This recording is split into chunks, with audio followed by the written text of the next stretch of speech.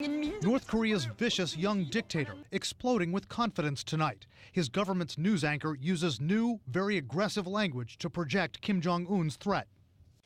Kim Jong-un said we now have the clear capacity to directly and realistically attack American bastards who continue to attempt to invade the Pacific. Kim's just tested 2 medium-range ballistic missiles. One failed, but weapons monitors call the other one a partial success because the missile flew 250 miles and even briefly entered space. Saying that he can realistically attack Americans and not just the U.S. in general, that's a new level of threatening language from Kim, right? Yes. The potential for provocation and provocative language is enhanced by Kim by the fact that now he has the technology that goes to match the language.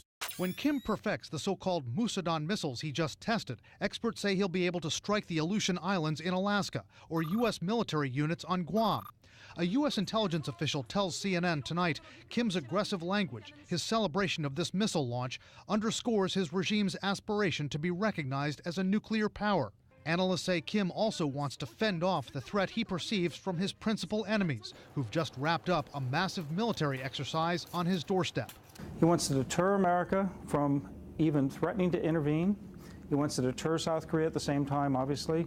And to do that, he wants to be able to say, I can attack American bases, kill Americans in their beds. Kim's also believed to be toughening up against the U.S., possibly to extort concessions, an attempt to get sanctions loosened.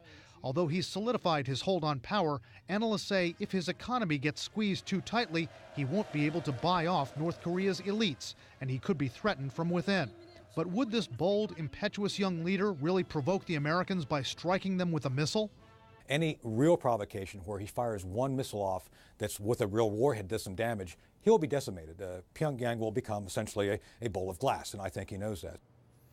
Still, there are tens of thousands of Americans in Kim's line of fire. More than 28,000 American troops are deployed in South Korea. Analysts worry tonight that if Kim tries to provoke South Korea with artillery fire, maybe a commando raid, that a mishap, a miscalculation from Kim's forces could harm those Americans, then we could be in for a dangerous escalation.